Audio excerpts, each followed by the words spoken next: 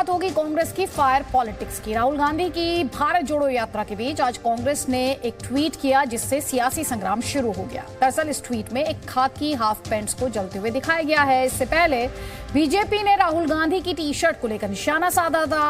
अब कांग्रेस ने खाकी निकर को लेकर संघ पर हमला बोला है। बीजेपी ने आरोप लगाया कि कांग्रेस हिंसक और भड़काऊ राजनीति की राह पर चल रही है।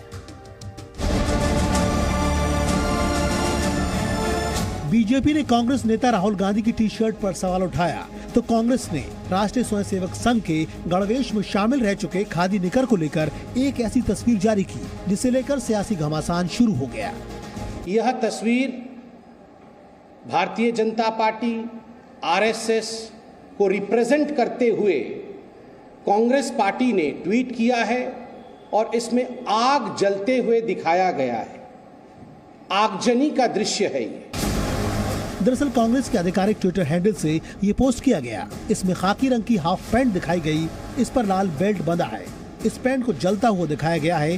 पोस्ट में ऊपर दाहिनी तरफ कांग्रेस की भारत जोड़ो यात्रा का लोगो है जिसमें राहुल गांधी भी शामिल हो रहे हैं। कांग्रेस के इस ट्वीट में लिखा गया है, भाजपा और राष्ट्रीय स्वयंसेवक संघ द्वारा फैलाई गई घृणा की जंजीरों से देश को मुक्त कराने और इससे हुए नुकसान से देश को उबारने के लिए हम हर कदम चलकर लक्ष्य हासिल करेंगे। पोस्ट में जलती हुई खाकी निकर के नीचे लिखा है 145 दिन बाकी है। आगे बढ़ने से पहले 145 दिन का राजनीतिक गणित समझ लीजिए। दरअसल राहुल गांधी की भारत जोड़ो यात्रा 150 दिनों की है जिसमें से 5 दिन बीत चुके हैं जबकि 145 बाकी है। कांग्रेस के ट्वीट में इसी बात की ओर इशारा किया गया है। इस ट्वीट के सामने आते ही बीजेपी और आरएसएस दोनों ने कांग्रेस पर तीखा पलटवार किया। जब राजस्थान में 2022 मई के महीने में चिंतन शिविर हुआ, यही वो राहुल गांधी थे जिन्होंने अपने भाषण में कहा था कुछ महीने इंतजार करिए, आप देखिएगा पूरे हिंदुस्तान में आग लग जाएगी।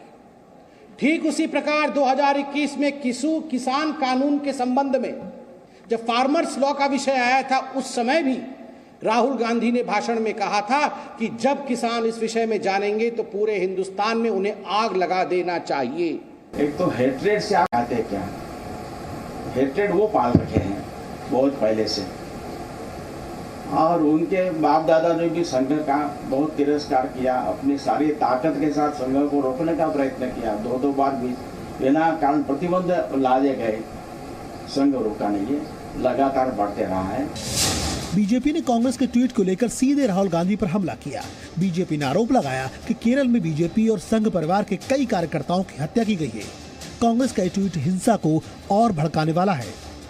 इस तस्वीर के माध्यम से बहुत ही सोच समझ करके एक षड्यंत्र के अंतर्गत राहुल गांधी और कांग्रेस पार्टी ने एक संदेश भेजा है वहां के आतंकवादियों को कि आप जो संघ के कार्यकर्ता हैं, जो भाजपा के साथ जुड़े हुए हैं, those who are associated with a particular ideology, they should be killed, they should be eliminated, they have no place in the politics of Kerala.